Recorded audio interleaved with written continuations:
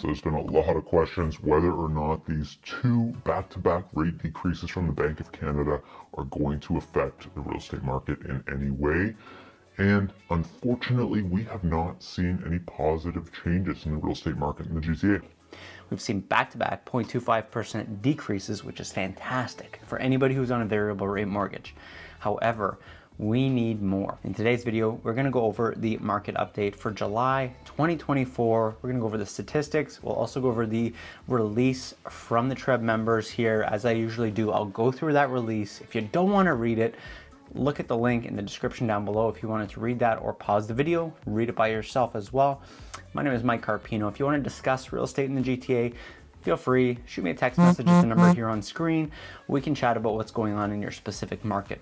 I covered the GTA all the way up to the Waterloo region, so if you have questions, feel free, reach out. I'm happy to answer or have a discussion with you about the market. So in today's video, we'll start off, we'll go over the GTA release. I'll go through it with you guys here, and then we'll go over some of the numbers. So we've got a couple different pairs of numbers that we'll take a look at. The year-over-year numbers, which are always interesting to look at, but not necessarily as relative to the current market situation. And then we'll also look at last month to this month, see where we're at in terms of the sales. Do we have more sales than we did in June, or are we looking like we have less sales at the moment? Stay tuned throughout the rest of the video. I'll give you all of that, and then I'll give you my opinion on where I think things are going to be going in the next couple of months, as I always do. So let's get into the full GTA release summary. So Greater Toronto Area home sales in July 2024 were up compared to July 2023. While the sales were up from last year, the buyers continue to benefit from more choices in the marketplace, with annual growth in new listings outstripping that of sales. The better supplied market meant that the buyers also benefit from a slight relief in the selling prices on the average. It was encouraging to see the uptick in July sales relative to the year prior. We may be starting to see a positive impact from the two Bank of Canada rate announcements in June and July. Additionally, the cost of borrowing is anticipated to decline further in the coming months. Expect sales to accelerate as buyers benefit from the lower monthly payments, says the TREB president, Jennifer Pierce. The GTA Realtors reported 5,391 home sales through the TREB's MLS system in July 2024, a 3.3% increase compared to 5,220 sales reported July 2023. So we had a slight increase in the amount of sales that were reported year over year, but a very, very slight increase. We're only talking about 200 units, so very, very slight increase. So new listings that were entered into the MLS system amounted to 16,296, which was up 18.5% year over year on a seasonally adjusted basis. The July sales and new listings edged lower compared to June. So right off the bat here, you have lower sales and listings that came in compared to June. June already was a very slow month in terms of sales, especially knowing that we had a massive amount of inventory hit the market. So to know July was a little bit slower is not quite surprising. It is summer, of course. So the MLS Home Price Index composite benchmark was down by approximately 5% on a year-over-year basis in July 2024. The average selling price of $1,106,000 was down just under 1% over the July 2023 numbers. As a result, that was $1,116,000 in the year of 2023. On a seasonally adjusted monthly basis, both of these average prices were slightly up compared to June of 2024. As more buyers take advantage of the more affordable mortgage payments in the months ahead, they will benefit from the substantial buildup in inventory. This will initially keep home prices relatively flat. However, as the inventory gets absorbed by these buyers, market conditions will tighten in the absence of the large-scale increase in home completions. Ultimately, this will lead to a resumption of price growth, says the TREB Chief Market Analysis, Jason Mercer. Innovation on new home construction must continue. TREB applauds Toronto City Council's decision to consult with the province on adopting single egress stair requirements in the building code for multi-residential buildings up to 4 stories. This would make it easier to create a variety of multifamily units large enough for families. Another important part of the housing formula is connection to public transit. We're very encouraged to hear that we are closer to opening date of the Crosstown LRT and are looking forward to a firm announcement, says the TREB CEO, John D. Michele. So we've gone over the press release here, and As per usual, there's a little bit of fluff here. They will go over the numbers on your sales year over year, comparing them. You're rarely going to find these press releases having much negativity to actually say. They always seem to say that price growth will resume, although it's very generic what we get from these a lot of the time. Sure, if inventory was low and rates went down, price growth would be bound to go up. Right now, we have so much inventory that is out there that price growth is not really something that's on the horizon. I don't think, at least personally, anytime soon in some of the categories. I'll just say that, because there's some categories where homes are still selling fairly quickly, like a detached home in Toronto or a semi-detached home in Toronto. Those are still moving at a quick pace. If we're looking at price growth on condos, for example, the outlook on that is quite bleak. Even if the rates do go down, the affordability is just not there for a lot of people. We need to see rates come down significantly. Now, it's not just housing that's an issue, so we already know that. Even if the rates continue to come down a little bit, everything else except for housing, like your gas and your food, is still at all-time highs in terms of pricing. So you have to combat all of that, not just the housing and what that's going to cost somebody. So what we're going to do is we are going to look at some of the averages in the July 2024 month here. So we've got two categories here. We get the 416 and we get the 905 category. So the average detached home in Toronto was 1.648 million, comparing it to the average 905 home that was at 1.353. Semi-detached side of things, Toronto was 1.254, and then just under a million at 961 for that 905 average semi.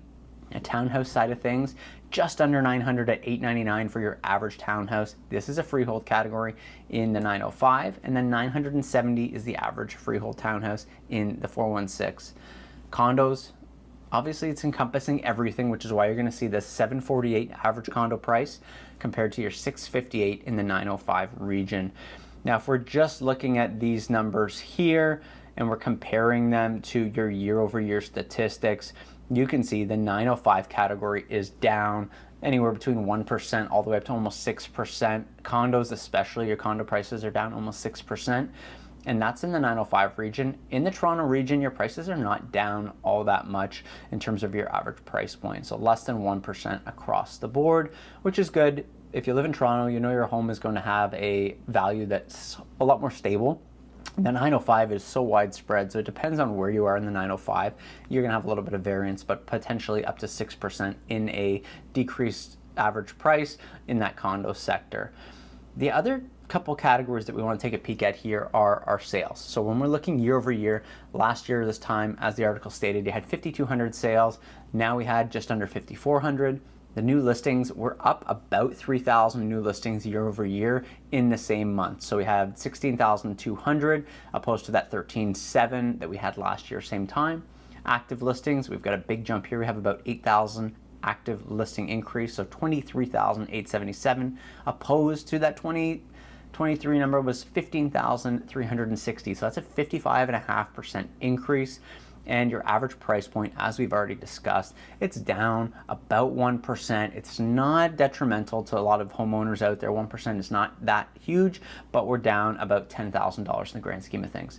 The average days on market has come up about 40%.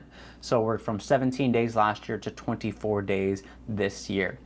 Now, what I want to show you guys is last month's numbers, referencing the current numbers that we're looking at here. So we'll quickly go over the numbers here one more time. So 2024, month of July, we just went over them. 5391 for the sales, 16296 for new listings, active listings, 23,877. Now, if we're going to pull up the June numbers here and really look at those numbers as well.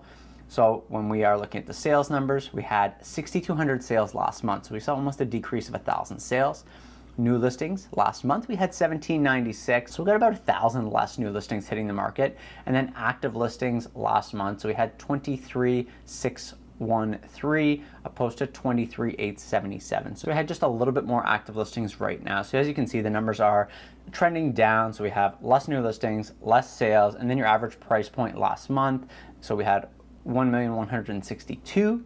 was your average price point last month. Now we're down about $60,000 from last month.